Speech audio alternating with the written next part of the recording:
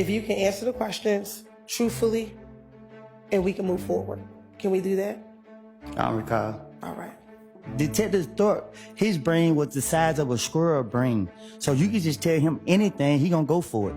He's back. The witness in the young thug Rico trial, whose testimony already went viral, Kenneth Copeland, a.k.a. Lil Woody, is back in the hot seat in Atlanta. And his antics and passion, they are on full display. We are breaking down the top 10 moments in Lil Woody's testimony in front of a brand new judge as the young thug trial tries to get going once again. Welcome to Sidebar, presented by Law and Crime. I'm Jesse Weber. It's been a minute since we've talked about the RICO case against Jeffrey Lamar Williams, also known as rapper Young Thug, and several co-defendants out in Atlanta, Georgia. This, of course, is the trial that had been on pause while the court worked out some things behind the scenes, like, the original judge having to recuse himself, working out motions to dismiss the case, to get the prosecutors thrown off the case. It has been something to watch. In fact, the jurors in this case, they haven't heard testimony since June. But as you'll see, they're finally brought back in to hear the continuation of this case. Not an easy task for any jury to sit in a criminal trial. This one is something else. But having said that, we want to get you caught up as quickly as possible on all of this because what is happening?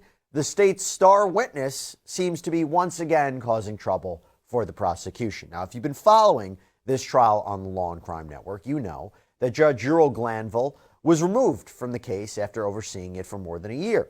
Attorneys for Mr. Williams and a co-defendant, Diamante Kendrick, filed motions asking for Fulton County to take Glanville off the trial after a very controversial in-chambers meeting happened between the judge and the prosecutors from the Fulton County District Attorney's Office and witness Kenneth Copeland, also known as Lil Woody. And this is called an ex parte meeting where the defense was not present. So it's a little bit complicated, but what's going on here, and this is kind of a simplified version, is that Copeland is one of the witnesses that the state wants to use to show that Williams is connected to acts that further the cause of his alleged gang, YSL, or Young Slime Life, this racketeering enterprise. Williams' attorneys say that this is just a record label, it's not a gang, there's nothing nefarious going on here. Prosecution is trying to prove that Williams was the head of this criminal organization that absolutely terrorized Atlanta. Copeland had been mentioned many times in prior testimony over the last several months, and he was seen speaking with police in an interrogation tape that leaked online. According to the prosecution, back in 2015, several of the YSL defendants were involved in the murder of Donovan Thomas, also known as Big Nut. This is an alleged rival gang member. Shannon Stillwell and Diamante Kendrick, two of Williams' co-defendants, they have been charged in connection with the shooting, and Williams himself is accused of renting a car that was used in the murder as well. Now, Copeland allegedly told police during an interrogation that Williams was involved, but now it seems he's trying to take all of that back. Copeland indicated to prosecutors that he didn't want to testify in this case, but he was given a type of immunity where he can't be charged for anything he admits to on the stand. In other words, what he says can't be used against him. But that also means he's not allowed to plead the Fifth. The Fifth Amendment, the right against self-incrimination, because it's already protected. It's already guaranteed under this immunity agreement, so he can't plead the Fifth. That's not an option for him. But of course, when he gets on the stand and he pleads the Fifth, he's held in contempt and he's jailed. So this ex parte meeting in Judge Glanville's chambers involved the state telling Copeland that if he didn't testify, he would have to sit in jail for possibly not only this whole trial, but through the trials of all of the co-defendants whose cases were severed from this trial. That could mean a very, very long time. But as you'll see, that may have been a mistake to tell him that. Anyway, the defense found out about this ex parte meeting. They were not happy. There was a lot of drama in court where Glanville and Williams' attorney, Brian Steele, they argued back and forth. That led to multiple requests for recusal. The trial was paused. Glanville had originally refused to recuse himself, so the attorneys tried to take this motion up to the Georgia Supreme Court. They declined to consider it, but handed it over to Fulton County Judge Rachel Krause to review, and in her response, Judge Krause wrote, quote, "This court has no doubt that Judge Glanville can and would continue presiding fairly over this matter if the recusal motions were denied, but the necessity of preserving the public's confidence in the judicial system weighs in favor of excusing Judge Glanville from further handling of this case." So Glanville was taken off the case. Now a new judge has been assigned, Judge Paige Reese Whitaker. Now, despite the fact that we have a new judge, you know what's still the same? Copeland's antics. Because let's talk about what happened in court last week and what happened in court on Monday. So, Copeland appeared last week in front of Judge Whitaker and the defendants and the lawyers as the court tried to parse out what the jury should and shouldn't keep in mind from Copeland's prior testimony. You see, Judge Whitaker ruled that it was improper to tell Copeland that he could be locked up until the conclusion of all the defendants' trials, so his prior testimony, in a way, may be tainted. Now, if he's going to testify again, this changes the whole game. So the judge decided on giving the jury a very special instruction about what Copeland said all those weeks ago. There's this chunk of testimony from a couple of days that y'all need to ignore entirely, disregard entirely, don't give it any consideration. What I propose to do, in addition to instructing them on that, is to then do some version of, and Ms. Pursfield found a case that was pretty recent where a court had done this when they were having to say, ignore all that evidence, disregard it. They actually kind of said, and if there is anybody who thinks they can't, let me know. And I would propose to do that whenever I give this instruction, so that if there are jurors who are like, no, man, I just cannot do that. Once I hear it, I can't unhear it. Then we can know that. We could excuse those jurors.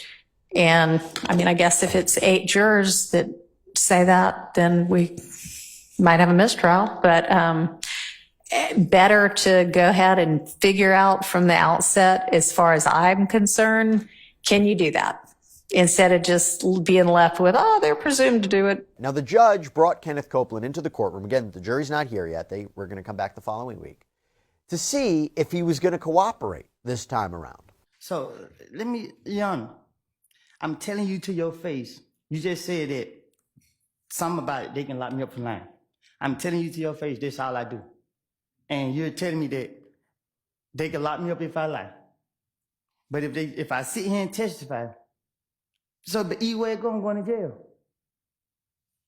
No, not with regard to anything that you might testify to that might otherwise admit to a crime or admit to your involvement in a crime. That's what the immunity order does. And I'm sure Mr. Melnick has explained this to you, and I know I've explained it previously, but none of that is going to result in you being put in jail, because they cannot use that evidence against you to prove any of those crimes that you might incriminate yourself about.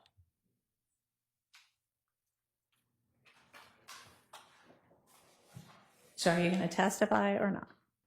Do you want to talk to Mr. Melnick again? No? Okay.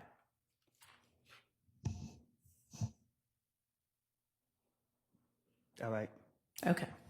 He basically said, I'll see how I feel when I wake up Monday morning. That's going to be my decision to testify. This guy's a character, let me tell you. After being in limbo for weeks, this same jury that maybe hopefully wasn't reading what was been happening around the scenes or behind the scenes in this case, who knows what they're thinking about what's going on, they are finally brought back in. This is the jury that's been there the whole time. They're brought back into the courtroom on Monday, and they are introduced to a brand new judge. My name is Judge Paige Reese Whitaker. Judge Earl Glanville is no longer the judge presiding over this case. I will be the presiding judge in this case moving forward, and you are not to concern yourselves with this change. Let me remind you, as I assume the presiding duties in this case, that none of my decisions and nothing that I say during the trial is evidence, just like none of Judge Glanville's decisions and nothing Judge Glanville said during the trial is evidence. The decisions and remarks of a judge do not mean that the judge favors or leans to one side or another in this case. By the way, one of the reasons that Whitaker said that is because she said last week it was inappropriate. Basically, she was calling out Judge Glanville to make comments about the attorneys in front of the jury, like reportedly calling Brian Steele unprepared. The jurors, they also indicated that they could disregard some of Kenneth Copeland's prior testimony too. And just like that, we're back in trial. And remember, these jurors haven't heard testimony for months. But here we are, Deputy District Attorney Simone Hilton back again questioning Kenneth Copeland. And to say he is reluctant to testify would be an understatement. Good morning. Mr. Copeland, do you know a person by the name of S.L.R? I don't recall. Are you saying you don't recall if you know someone by the name of S.L.R? Sustain. Do you recall speaking with law enforcement about an individual that you know by the name of S.L.R? I don't recall. Pretty similar to what we saw from Copeland the first time around, but he quickly got frustrated with ADA Hilton and the questioning overall. I made things up. I told you this before y'all brought me in this courtroom. And I'm telling you now, you asked me about 2015, I have got my life together. Y'all trying to put this on my conscience. Y'all trying to put people's life in my hands. I don't lie on people. I don't want to be here. Y'all have pressured me. I'm tired of y'all, because y'all know y'all are wrong. And y'all black people doing this to us. And I understand that. Leave me alone. Let me leave. Man, y'all pissing me off. Listen, I don't recall nothing I said to no police. Stop asking me these questions. Okay. I'm telling you, I don't recall. I understand, but we're going to have to get through the questions. You can just continue to say you don't recall if that's what it is. That's what you want me to say? I want you to answer the question. For just a minute. Objection, improper instruction of the witness on how to testify. I don't think that you were instructing him how to testify. I hope not. I instruct him how to testify other than truthfully. Look, kind of hard to know how credible Copeland is, right, when he's admitting that he hasn't been truthful in the past. According to him, when Atlanta police brought him in for questioning nearly 10 years ago, he was scared that he was going to be arrested for something, so he claims he told the officers whatever they needed to hear, whatever they wanted to hear, which included putting the blame on Williams. Okay, so this what happened. Okay. The police kept locking me up for whatever they could. Every time I came out the door, the police was on me, and they keep bringing up Thug name. So what I did was, to get him off of me, I said, Thug did this, Thug did that, Thug did, because I knew they would never, I knew he didn't do it, and in my mind, I knew that the police would never go mess with him. So it was easy for me to try to throw the blame off on him to get them off of me, and that's what I was doing from all these years. I don't remember what I done told them in the past, but my whole motive was Thug did it because I knew he didn't do it, and they couldn't lock him up, and they keep talking about Thug. So guess what I'm gonna tell them? Yeah. What else you want me to tell them? Yeah, he killed this person. Yeah, he did that. That's what I'm gonna do. And that's right now. If I walk out this thing and they say the police stop me now, hey man, give me something about Thug. I'm about to make something up about him again. On January 11, 2015, when you went to speak to the police, when they called you, did they ask you about Thug, or did they ask you about the murder of Donovan Thomas? I don't know. I don't remember.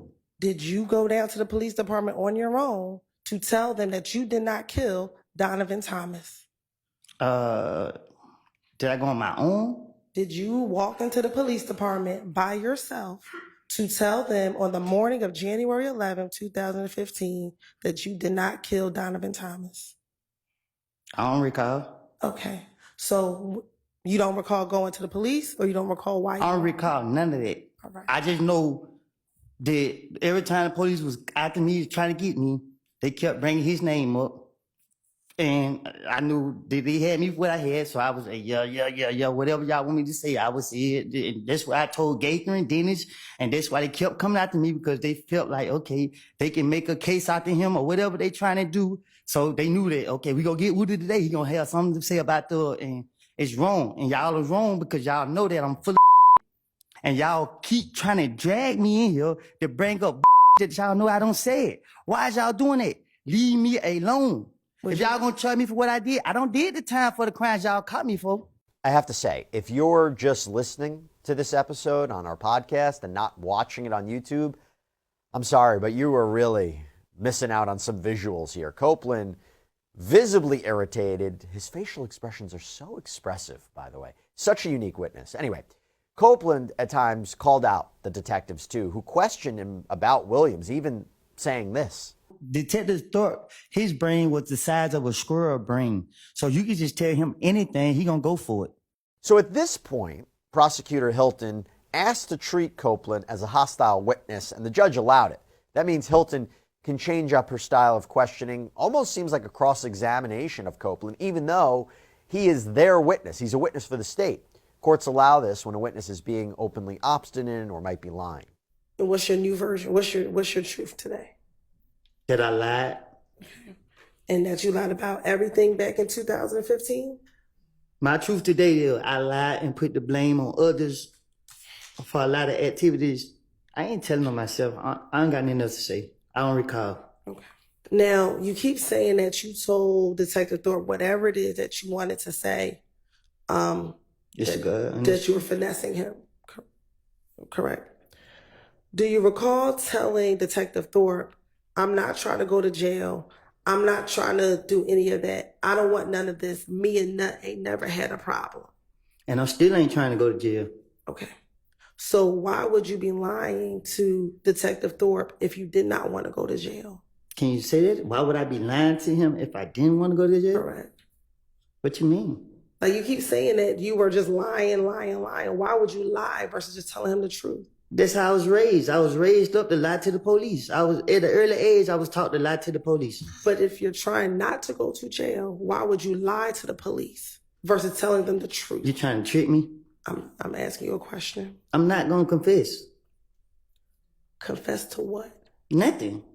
Did you kill Donovan Thomas? You shaking your head? Is that a no? No. Okay, then. And is that what you went down there to tell Detective Thorpe back on January 11, 2015?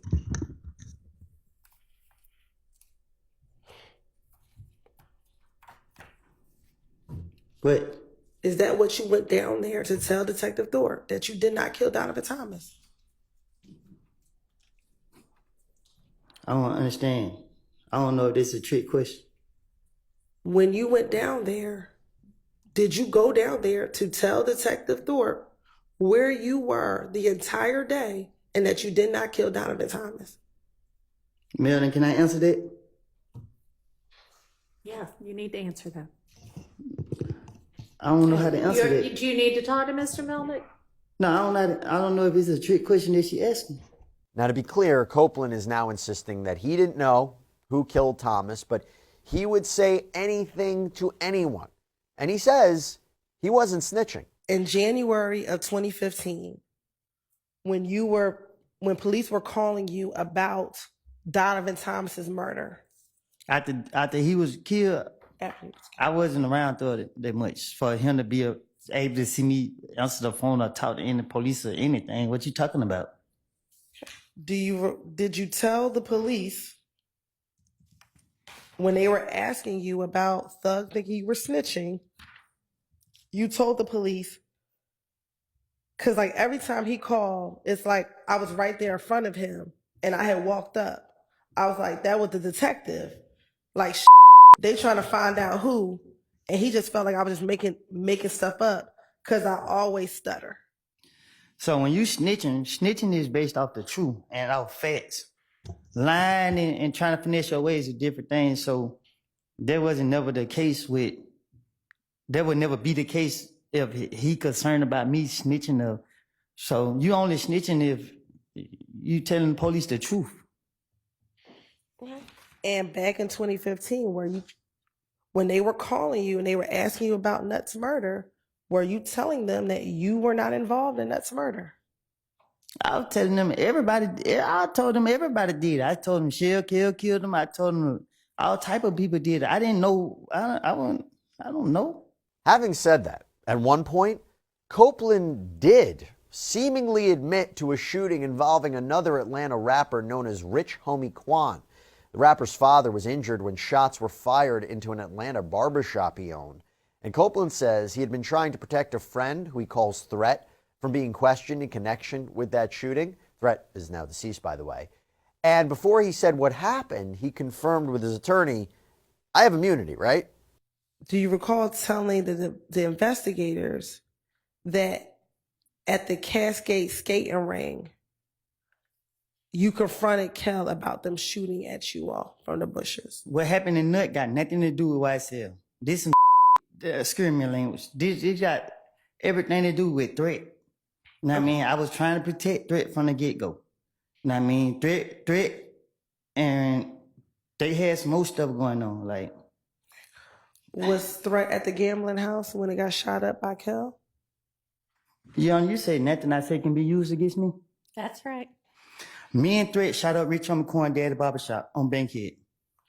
I don't know what happened with Threat and Rich Homie Coin, but I'm going to ride with my brother. And they was beefing.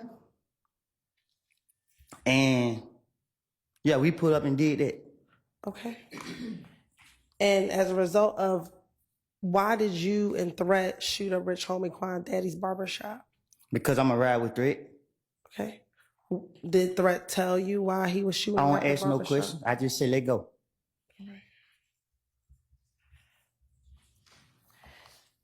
And when Rich Homie Quan's barbershop was shot up, was that in September of 2014? Do you remember? I don't know when. I know we went up there and shot it up. Okay. Was it before Nut was killed? Yes.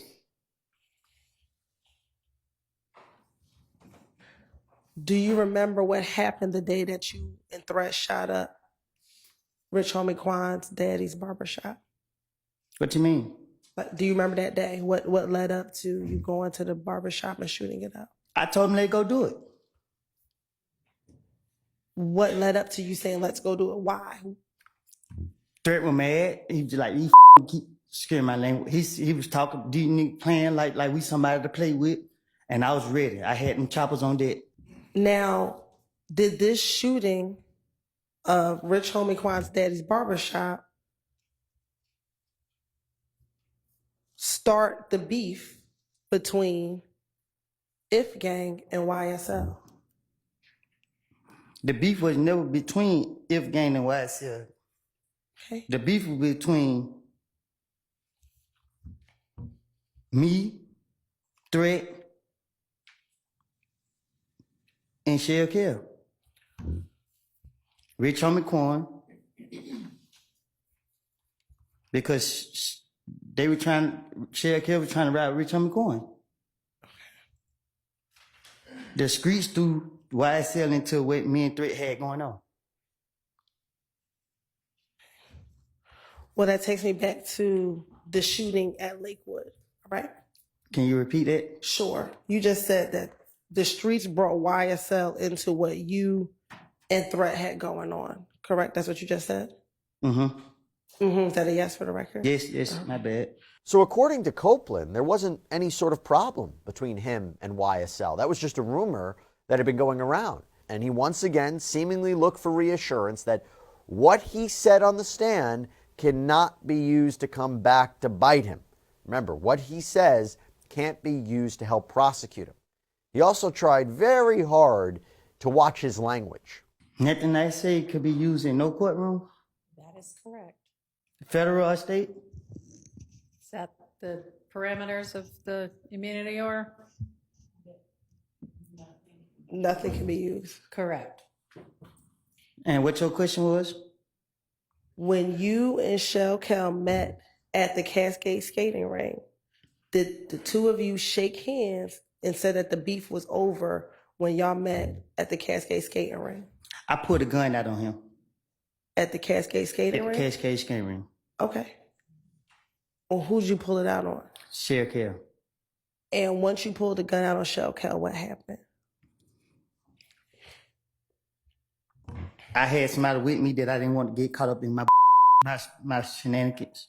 Who was with you? I can't recall. Well, if somebody you just I said, can't remember who it was with me. okay. So how do you know you didn't want them caught up in your shenanigans? because I wasn't fit to put nobody else in my. I just wasn't gonna do that. Okay. So after you pulled the gun out on him, did you shake hands with him to say that the beef was over between the two of you? Nope. Okay. I pulled the gun out and let him know I could have got you right now. Okay. And you didn't shoot him? No, I didn't. All right. While Kenneth Copeland is allegedly connected to some arguably shady dealings around Atlanta, you know what's not in doubt? His popularity on social media. That has skyrocketed since he first took the stand a couple of months ago. He actually went live on Instagram before he was called in the courtroom on Monday, just sitting there drinking from a water bottle. He also posted selfies in his gray three-piece suit. And there was a post as well featuring Christina Weaver. This is the court reporter when Judge Glanville was presiding over the trial. You may remember that they had a funny moment during his testimony in June. It never crossed my mind. So how were you able to tell Detective Gaither that Nut and Thug was cool? Because they're questioning me and I'm trying to get them off of me, and she asked me questions about Nut and Thug, I guess, and I'm telling her whatever she asked me. Let's say she asked me a question about the sky. I'm gonna say, yeah, I seen the sky. It's blue. Whatever she asked me, I'm gonna agree to that. I'm gonna say whatever she asked me. If she asked me about this reporter right here, I'm gonna say, yep, she's sitting outside me with white tennis shoes on. I'm gonna say something. Just because I want her to believe I'm telling the truth, that I want her to get me out of jail. Well, she has on white tennis shoes, don't she? Don't you got on white tennis shoes? She got on Chucks. Right, and they white, right? What color your shoes is? Okay. She got on Chucks. So you telling the truth. What color your shoes is? She said they white. Right, so you're telling the truth then. Well, it depends. See, you pick what you want to tell them. Such an interesting guy. Now, Copeland is going to come back on the stand. He's going to continue to be grilled by the prosecution, and we will plan on bringing you the very best moments right here on Sidebar. Thank you so much for joining us, everybody. That's all we have for you right now. Please subscribe on Apple Podcasts, Spotify, YouTube, wherever you get your podcasts. I'm Jesse Weber. I'll speak to you next time.